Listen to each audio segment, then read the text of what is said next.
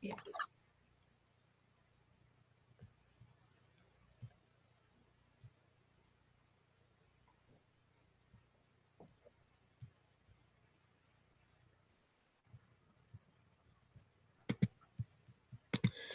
Well, good morning, everybody. This is Andrew Kotyuk with Hemet United, session number 2. I'm here with Debbie Green.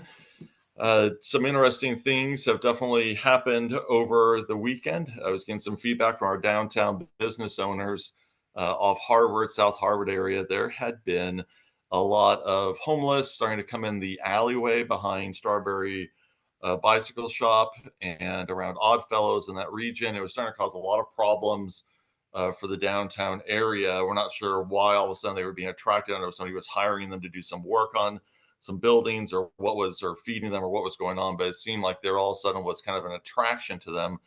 And there was a lot of input from the community and business over last week. And I'm happy to see that the reports this morning is that they've been moved out or they've been handled, and the downtown business areas in a much better spot starting this week. How's your weekend been, Debbie? Well, one of the things that I keep hearing a lot about and seeing is out on Lake in Florida, where there's been a homeless encampment. Um, it just keeps popping back up. And honestly, what the opinion seems to be out there is unless the county is willing to clear out trees and take away the hiding spots, it's going to continue on. But we're not making a lot of traction on making the county do that.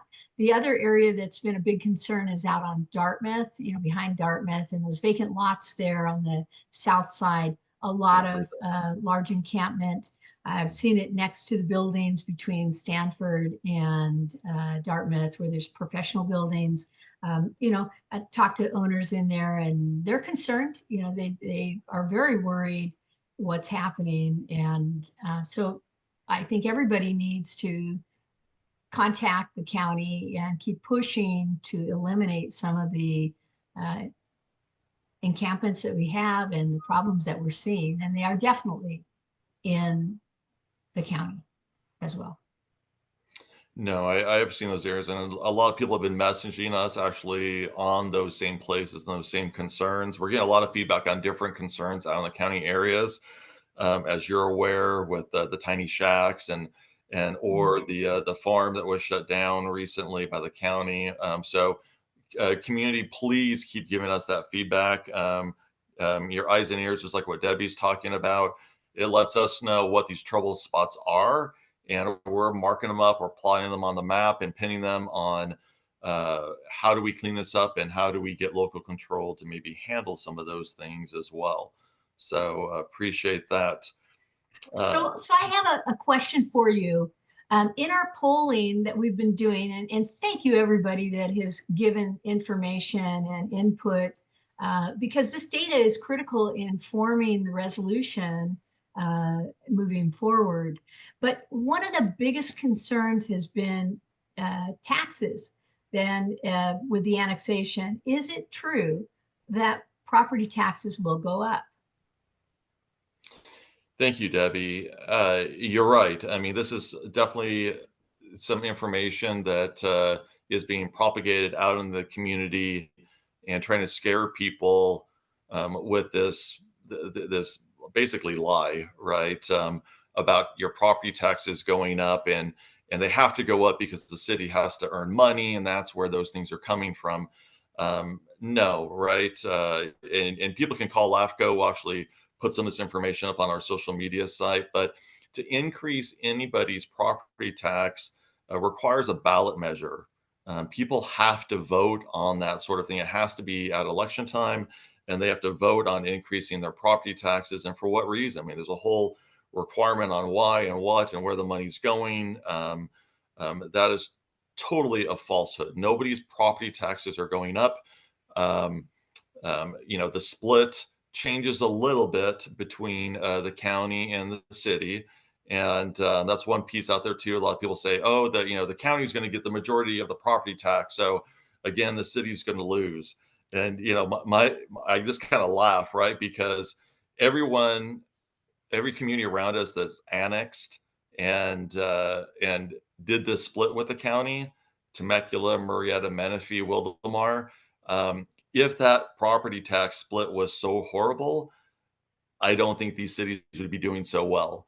And the fact that they're doing so well, I think, proves that this whole thing about the property tax is a farce and a lie. Those communities are excelling and doing extremely well. So to think that we're going to do bad or it's going to hurt us is just a lie and a scare tactic. Nobody's property taxes are going up. So what about like assessment districts like Valley-wide on the taxes?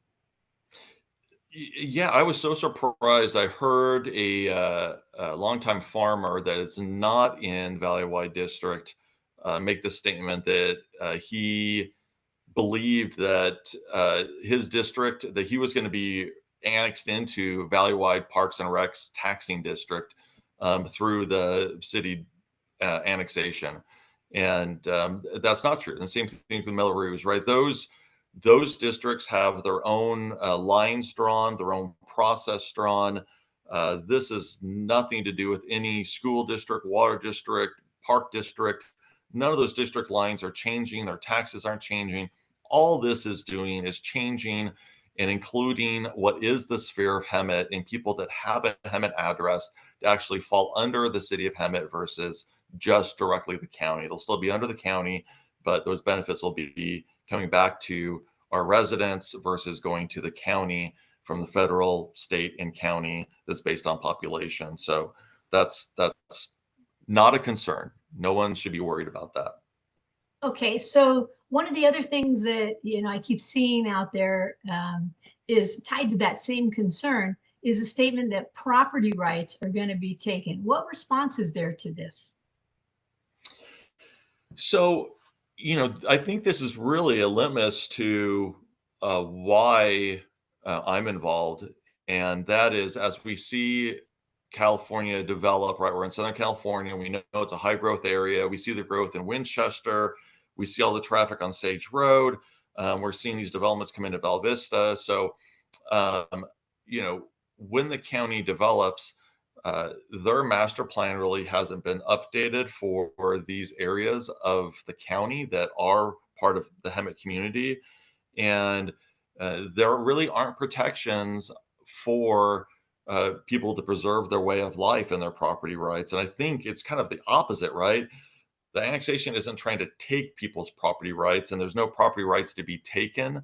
Nowhere in the annexation are we saying anything's going to change. In fact, we're saying that we want all the zoning to stay the same. And on top of that, we want to protect people's properties rights. So it's, the argument or the false statements that are being made out there just to scare people again, because we know people love where we are and who we are in this community. And so our purpose is to make this annexation a way to preserve and conserve people's property rights. If you have dirt roads, you don't have sidewalks, you have wells, sewer, propane, septic. We want to preserve our rural personality and brand and history and culture that we have. So totally the opposite. People need to see this as a way of protecting their property rights. I'd like to see where they're saying that we're taking anything, because that's totally a lie, and everything in our information and position. And you and I being so involved in this community, born and raised here. I mean, I grew up with these generational families. I fought to preserve and conserve in San Jacinto, and you can see San Jacinto is doing well, and we didn't take people's property rights then. But this is something that we're actually fighting for people's properties rights. So I appreciate those points and those questions coming from you. But I also wanted to ask you a series of questions, if I can, Debbie. I'd love to. Your viewpoint is one that's really valued in the community, and your history here, your involvement is highly, highly respected. And so, you being at this table with me, I think is just a benefit to the community and people. They hear your voice, they know your fight and who you are. But to you, what is the number one benefit to you through the annexation? Well, to me, it's always been about local control. I mean, let's face it, right now we're being governed in the unincorporated area by supervisors that are overseeing what, 500,000 people. So to me, it's smaller government with, it could be our neighbors, people that we respect, people that run for office that we all know or we get to know, having that local voice. And currently we have no local voice. I mean, these meetings that I've been involved in and the projects that I've seen, it's very clear we're just getting steamrolled over by the county. And that's for me how I keep coming back to local control. Now, what I was really surprised about with you is that you had always been opposed to annexation historically, all the other efforts. I mean, people have said and they were surprised that you actually were on board with this annexation compared to previous ones. So I think everyone is asking, why now, Debbie? Why now are you supporting this? Well, the last since I sold my business, I drive around the valley a lot more and I see a lot more things. And I see a lot of things that people think or maybe ignore in the county that I'm no longer ignoring. So I've seen negative projects. I feel that we're just at a fork in the road and we have to make a choice right now before it's too late. Because once, like I've said, construction is coming. We just have to see who says what it's going to look like. Is it going to be all of us in our community, or is it going to be the guys that are overseeing 500,000 other people and maybe don't want those things in their community? So to me, it's all about the negative projects that I'm seeing, and it's just the uphill battle that it has been. I mean, it's kind of depressing, and I don't know any other way. Affordable housing is gonna fast track just as those homeless projects will, and it's scary in the county right now. Yeah, no, I think you hit it spot on. I did pull a report of all the development being requested in the county, and zip code's 925454344, and it's off the charts. And I do need to put this information together for the public where they can review this and see this. I'll be looking forward to do that because um, people don't have any idea as to the amount of development that's coming our way. And you can't blame certain landowners. There's a value of their land. They see opportunity, but who's protecting us, right? To your point, we need local control because we're not some new city, right? We are over 100 years old and we've got some fabulous parts of this valley, and we need to be protecting, and it should be developed a certain way, right? We should all agree on how it's going to be developed, and there isn't any of that by what you're saying. Um, so so do you think change is going to happen either way, whether the annexation goes through or doesn't go through? Um, what's your view? I mean, I know we're Oh, Texas. Mhm. absolutely. It's coming at us. I've said it before in Riverside County. Riverside County is the fastest growing in California, and Hammett, Menifee, and the Banning Beaumont Mm, Pass area are the fastest growing locations. yeah. So we don't have an option that change is coming. It is coming, and from my experience, we're seeing some of the really bad changes coming into the county.